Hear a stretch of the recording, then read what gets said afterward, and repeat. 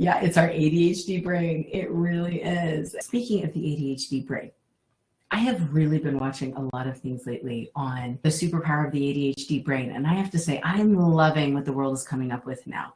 Instead of telling us that we're the mess ups for the last several decades, it's nice to see that they are now finally starting to recognize us for our skills, for our abilities, and for the talents that we have with dyslexia.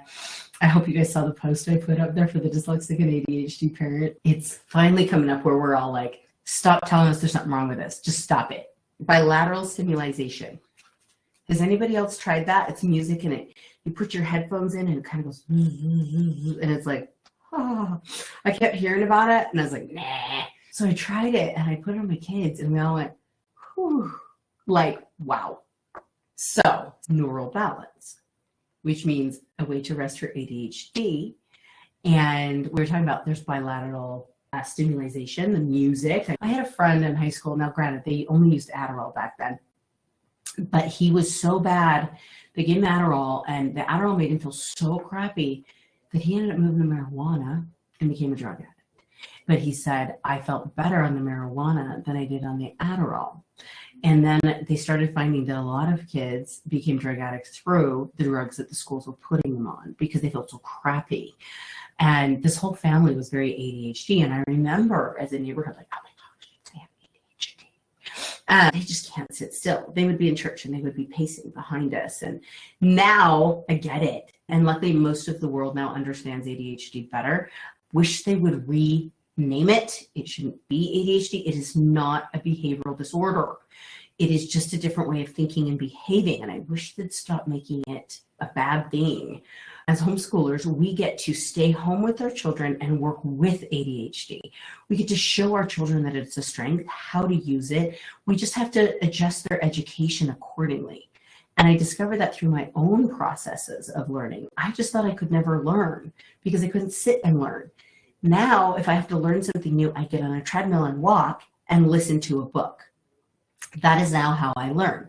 To sit and watch a video, not happening. I have a desk that I can stand at so that I can move, so I can learn. And these are all things that we've started to learn as a family because I had to learn and my children needed to, and I started to see them doing the same thing I was doing. How do I expect my child to sit still and learn at a table when I can't sit still and learn at a table? The idea that children need to sit still and learn is ridiculous. My 16-year-old, well, he was 16 at the time, he's 18 now. He went to school. He went and took a few classes at the local high school because he wanted some electives. And he came home and he goes, Mom, these teachers drive me crazy. If I'm not sitting, looking at them and staring at them, they assume I'm not paying attention. While I'm staring at them, my brain is elsewhere. If they would just let me do something with my hands, I could hear him. But I'm sitting in this class. They refuse to let me touch anything. I can't have anything in my hands. I can't stand up. I have to sit still, look at them. And that's what they think attention is. And I can't pay attention. So we actually pulled him out of those classes and put him in something that would work better for him. This is why we don't public school our kids, guys, because they're so decades behind on how education truly works, on how a child needs to pay attention. The public school system still hasn't caught up to the fact that ADHD is not a problem. It's just a different way of learning, and they need to be able to adjust for that. I get when you have 30 kids in a class, you can't make it for everybody. That's why we homeschool. You homeschool so that your children can learn at their pace in the way they need. And if they have ADHD, it just means they're brilliant and they need to just move while they learn. I have noticed that because my children are home with me all day and always have been, we have discovered how all things affect our learning. So whether or not they slept, what they ate that day, illness, growth spurts. Like when you send your kids to school, you just send your kids to school and you just expect behaviors. And I did, but it was interesting to see my children who did try public school for electives or every other day or whatever and would eat lunch at school. I started to see their behavior and their performance drop after they would eat school lunch. And I was like, what did you have for lunch today? And they would tell me, and I was like, ew, I would never feed you that kind of crap. Like, no wonder your brain shut down and your ADHD and you're struggling. That's what they fed you. And so I would get them home and I would get them healthy meals. And this is when we realized that it's really about your diet, your sleep, and your movement. The three things that public school really can't help with. but they expect a certain level of performance, but don't feed for the performance. And as we've homeschooled, I've discovered, because I was public schooled, right? So I didn't know these things. I've had to learn them over time.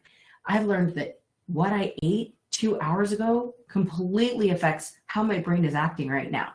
What did I have for breakfast? Protein shake. Why? Because I've discovered if I don't start my day with protein, I can't focus. I can't sleep. If I start to up my blood sugar, we increase protein, we increase our vegetables. Things that you don't learn in school, number one, nor can you practice in school, number two. When my children were doing some of those classes, I would send them with protein snacks in their pockets because I knew that their blood sugars would drop and that it would affect their learning. And if they went in and tried to eat during the class, they would get in trouble. And I'm thinking, wait a minute, you have children, teenagers going through growth spurts, not getting enough sleep, and you're going to get mad at them because they need some food? You know, it's like, wow, do these schools even understand that you're educating an entire human being, not a robot? Like, not robots, people. So why we homeschool? Because we get to educate a human being. We get to take care of the entire human being, not just the academics. And that's the beauty of this. And it's, ooh, B. Dang it. Wasp. Sorry. Distraction. I gotta go kill it.